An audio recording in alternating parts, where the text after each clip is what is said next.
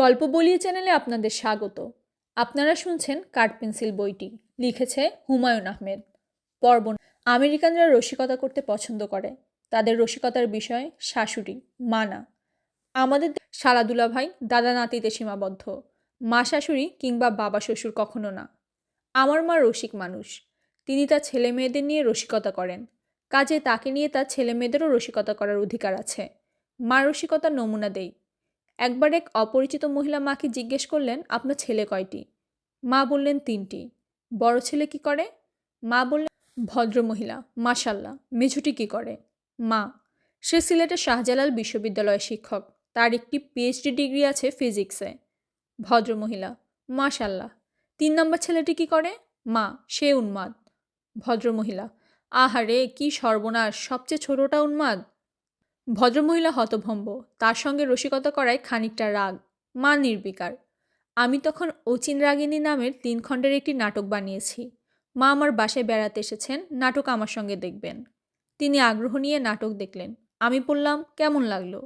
মা বললেন, তোর নাটক দেখতে দেখতে একটা কথা মনে হলো। তোর বাবা আগে ভাগে মারা গিয়ে তোর জন্য সুবিধা করে দিয়েছে। আমি বললাম, কী রকম? এটা সে করার জন্য তোকে বলতো। তুই পার্ট তাকে দিতি না। এটা নিয়ে পিতা পুত্রের মন কষাকষি, সমস্যা না? আগে ভাগে মারা যাওয়ায় তুই এবার মাকে নিয়ে আমার রসিকতার গল্প। বাবার পোস্টিং তখন কুমিল্লায়, পুলিশের ডিএসপি। আমি ইউনিভার্সিটিতে পড়ি। ছুটিতে কুমিল্লায় গিয়ে দেখি মা মুরগি পুষছেন। ওই ডিম খাওয়া হবে। প্রতিদিন সকালে মা খাঁচা খুলে আগ্রহ নিয়ে দেখেন মুরগি ডিম পারল কি না। প্রতিদিন তাকে হতাশ হতে হয়। আমি গোপনে ডিম কিনে এনে রাতে খাঁচায় রেখে দিলাম। সকালে ঘুম ভাঙল মার আনন্দ চিৎকারে। 3টা মুরগি একসঙ্গে ডিম দিয়েছে। এরপর থেকে প্রতিদিনই খাঁচায় 3টা করে ডিম পাওয়া যেতে লাগলো। সবাই খুশি। একদিন মার আনন্দধ্বনি শোনা গেল না, অথচ আমি রাতে 3টা ডিমই রেখেছি। তিনি ডিম হাতে আমার কাছে এসে বললেন, এইসব কি, মার সঙ্গে ফাজলামি? আমি বললাম, কি করেছি? মা বললেন, এই 3টা তো হাঁসের ডিম, মুরগি তো হাঁসের ডিম পারবে না। আমি বললাম, মা ভুল হয়েছে, এরকম আর করব না। মা এই ঘটনায় খুব আহত হলেন। বাবার কাছে নালিশ করলেন। বাবা আমাকে ডেকে পাঠালেন। তাকে জমের মতো ভয় পাই।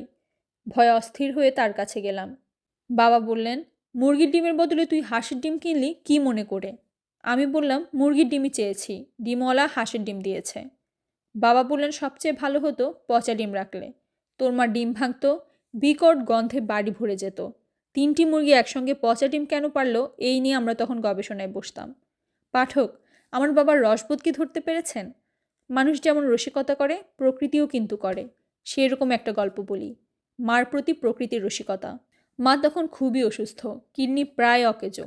বিছানায় বসে থেকেই ঘুমিয়ে পড়েন। ডাকলে সাড়া পাওয়া যায় না। একদিন হঠাৎ অচেতন হয়ে গেলেন।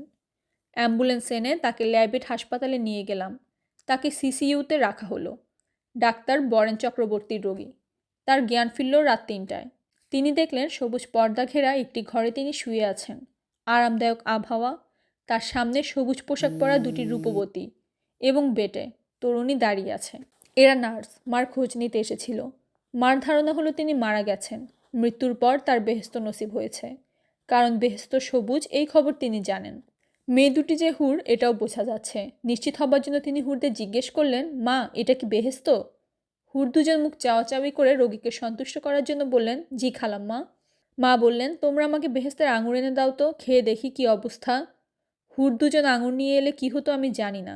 তার আগেই ডিউটি ডাক্তার ঢুকলেন এবং বললেন, খালাম্মার জ্ঞান ফিরেছে, আপনার ছেলেমেয়েরা সবাই বাইরে আছে, ডেকে দেই কথা বলেন। এই ঘটনার পর একদিন মাকে বললাম, আপনার কি খুব বেহেশতে যাবার ইচ্ছা? মা বললেন, হ্যাঁ। আমি বললাম, আপনি তো লোভী মহিলা না, বেহেশতের লোভ কেন করছেন? মা বললেন, বেহেশতে না গেলে তোর বাবার সঙ্গে তো দেখা হবে না। তোর বাবার সঙ্গে দেখা করার জন্যই বেহেশতে যেতে চাই। আমি বললাম, প্রথম দেখাতে তাকে কি বলবেন? বলবো, 6টা ছেলে মেয়ে আমার ঘাড়ে ফেলে তুমি চলে গিয়েছিলে, আমি দায়িত্ব পালন করেছি, এদের পড়াশোনা করিয়েছি, বিয়ে দিয়েছি। এখন তুমি তোমার দায়িত্ব পালন করবে। বেহেশতের সুন্দর সুন্দর জায়গাগুলি আমাকে দেখাবে। শুধু আমরা 2জন ঘুরব। তুমি তোমার সঙ্গের হুরগুলিকে বিদায় দাও। মৃত্যু একটি ভয়াবহ ব্যাপার। যখন মাকে দেখি সেই ভয়াবহ ব্যাপারটির জন্য তিনি আনন্দ নিয়ে অপেক্ষা করছেন, তখন অবাক লাগে। ধন্যবাদ।